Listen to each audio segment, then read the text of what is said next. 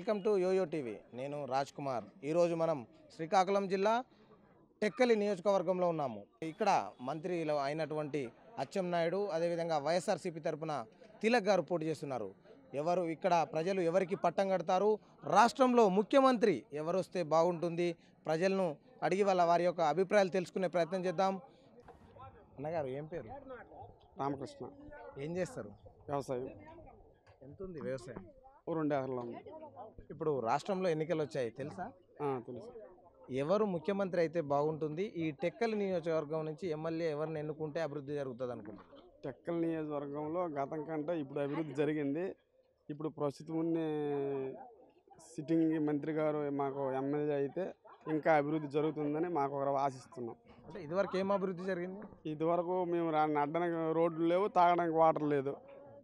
అలాగని మామూలుగా వృద్ధులకు పెన్షన్ ఇప్పుడు 2000 అయింది, తర్వాత ఇప్పుడు 3000 అంటున్నారు. అది అందుకే మీకు ఎవరు కావాలి? అందుకే చంద్రబాబు నాయుడే కావాలనుకుంటున్నాను. అన్న నమస్తే. నమస్తే, చెప్పండి. ఏం చేస్తారు? నేను టైలరింగ్ చేస్తాను సార్. టైలరింగ్.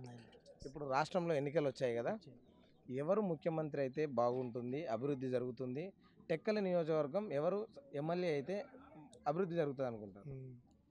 మాకు వచ్చినాడైతే అభివృద్ధి జరుగుతుందని మాకు నమ్మకంతో ఉంది. ఇప్పటికి అభివృద్ధి కూడా అతని వల్లే జరిగింది. ఇంతవరకు ఇంత ఎమ్మెల్యేలు వచ్చినా మాకు ఎటువంటి సౌకర్యాలు కానీ, ఎటువంటి ఉపాధి పనులు కానీ, ఎటువంటి లోన్స్ కానీ, ఎటువంటి స్కీమ్ కానీ మాకు వర్తించలేదు.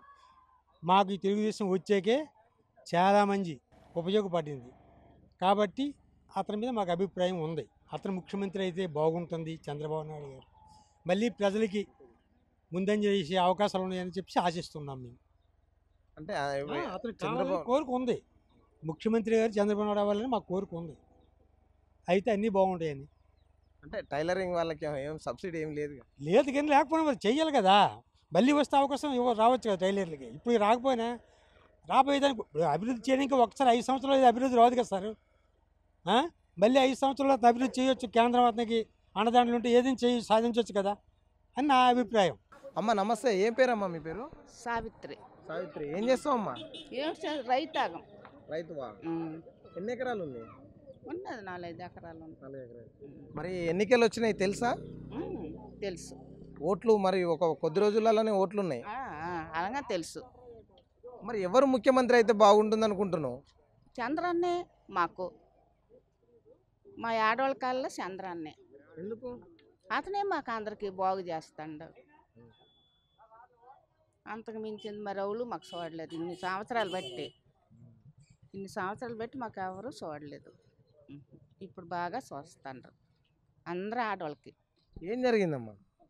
ఏం జరిగిందే మరి మాకు మంచి పెన్షన్లు ఇస్తాండ్రు, మరి ఆడవాళ్ళకి డాక్రీ మహిళలకి అన్ని రకాలు చూస్తాండ్రు. మరి ఇంకేటి కావాలి బాబు? ఆ బాబు ముందులు ఉన్నవాళ్ళు మాకు అగ్గిపోలేని ఇవ్వలే. మరి ఎవరు మనకి మేలు చేస్తే వాళ్ళకి మనం చూసుకుంటాం.